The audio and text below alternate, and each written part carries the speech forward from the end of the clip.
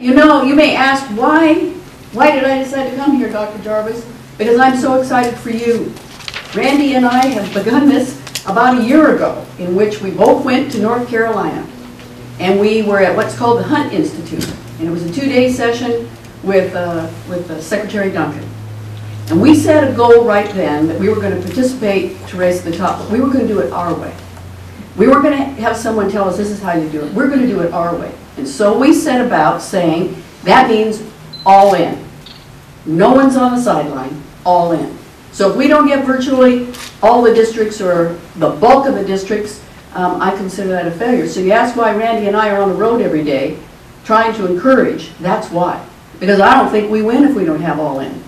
Our kids don't win if we don't have all in. And the second thing we said back then is we're going to produce a plan that's our plan. If we produce somebody else's plan, it won't work in our state. We're unique. We're unique. When we talk about math and science, it's like any other state. Candidly, we're the most trade-dependent state in the nation. We're number 4 in the nation in volume, behind 3 other massively larger states than us. Per capita, no one even holds a candle. So the international language of competition for us is math and science, period. We are a diverse state. We are blessed with our diversity in our state and in our classrooms. And we ought to use that opportunity of that diversity to ensure that we're even more competitive globally. So when we put together our plan with the 4 goals that Randy talked about, we were looking at what's good, what's right for Washington State. You know how passionate I feel about early childhood education. I didn't just come to it. I started Washington Learns with Judy Hartman, my policy advisor in the back, as my mentor. And I was really trying to figure out how in the world are we losing these kids in high school? Why are they dropping out? And so then it came to me clearly, well, it didn't happen in high school. So then immediately I went to middle school. Well, there's where the problem is. Now if I could just solve it there, and then I realized, no, it didn't happen there. It happened in grade school. And then when I got to that grade school, I thought, no, it didn't happen here. When those kids come to kindergarten and they're not ready to learn, they get pushed through the system, get frustrated, and they drop out. So if we really want these kids to have a shot in life, that we've got to dedicate ourselves to making sure they're ready to learn when they hit kindergarten. Hence, we created the Department of Early Learning. We have a public-private partnership with Thrive by 5. We're unique in the country. The other thing we're saying is, you know what? If the kid yesterday graduated from high school, then that kid today ought to graduate from a 2-year college. If yesterday the kid graduated from a 2-year college, today they ought to graduate from a 4-year college. We want everybody to get more education. Superintendent, I'm here because you're the largest school district to sign up. I couldn't be more proud that it's become.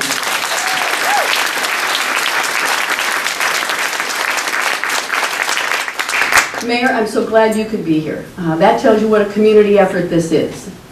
Mike, it's been a long year of working together with the Washington Education Association, but that's what I meant by all in.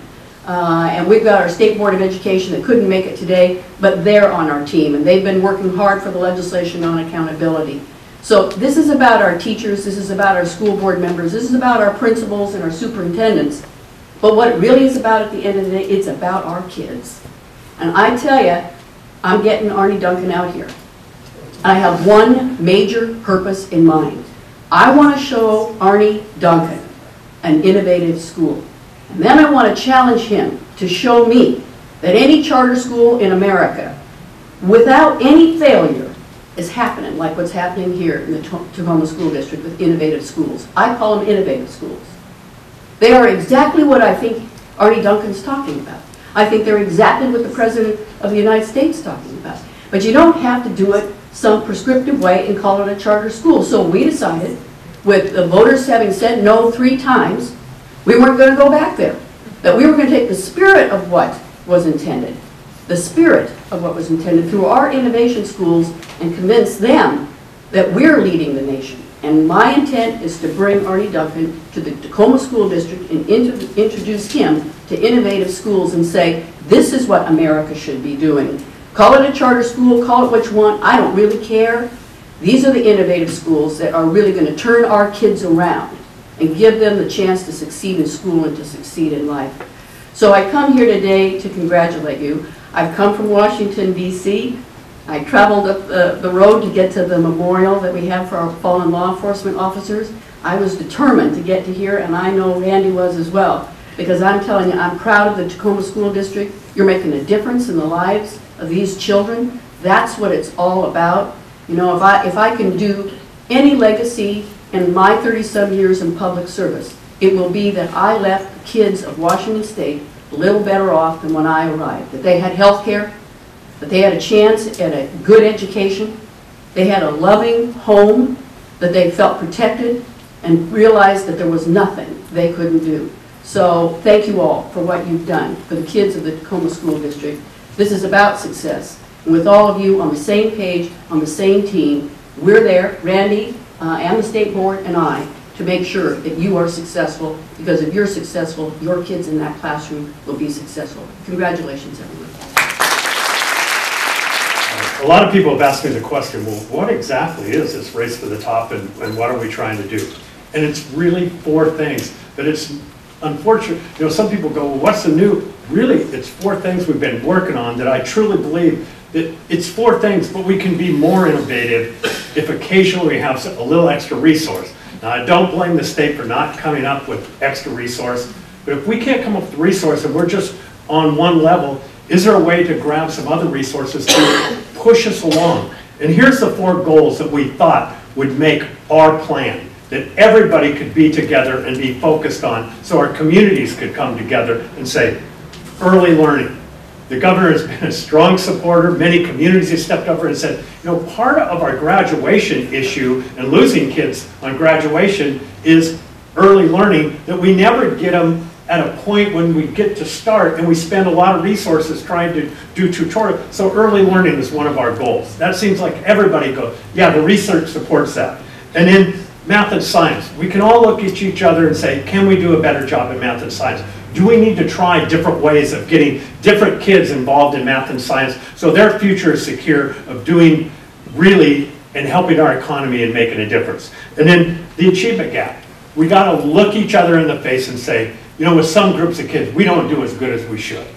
And we have to address that, and sometimes it's going to take more resources because some kids have more challenges than other kids, and we need those resources. In one school may need more resources than another school, not because they're failing, not because teachers aren't working hard, but because kids come to those schools with a few more challenges than other kids, and we got to be supportive and provide those resources. And the last thing is be sure that kids are college and career ready. When they graduate from high school, they have a rigorous curriculum, but also a relevant curriculum, so their education can actually be used in the career they choose to go forward in, no matter what level it is. So we can all agree on that, and I gotta say, innovation.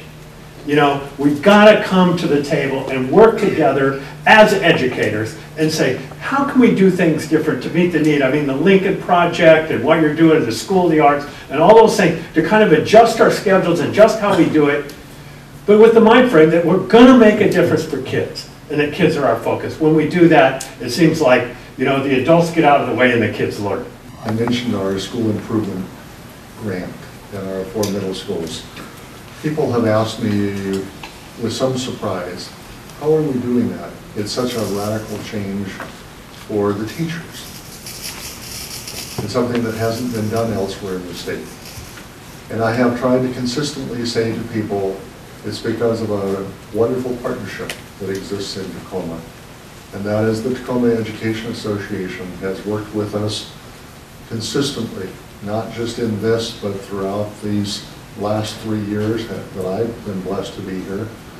But as we approach the tough question of what do we do with schools that we're looking at closure and turnaround and transformation, the Tacoma Education Association has stepped up and said, we need to get on with it, we've got work to do, and we will be side by side. But here's the question. Do we have the courage and the political will to expand what we know works and to not do what we know isn't working anymore? I think the answer is yes in Tacoma. Race to the Top sets high expectations for our children, but also importantly, it sets high expectations for the adults who educate them.